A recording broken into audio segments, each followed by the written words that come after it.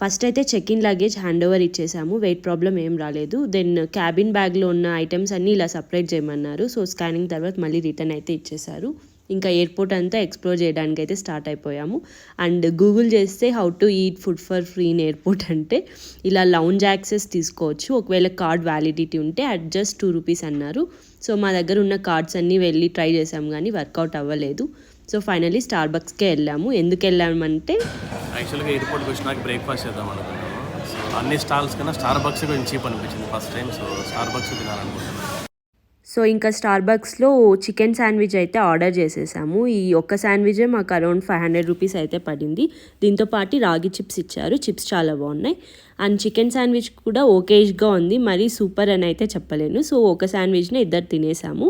So ఇంకా boarding time అయిందని flight దగ్గరికి అయితే వెళ్ళిపోయాము. సో మా ఫస్ట్ ఫ్లైట్ ఎక్స్పీరియన్స్ ఎలా ఉందో తెలుసుకోవాలంటే స్టే ట్యూన్డ్. నచ్చితే సబ్స్క్రైబ్ చేసుకోండి.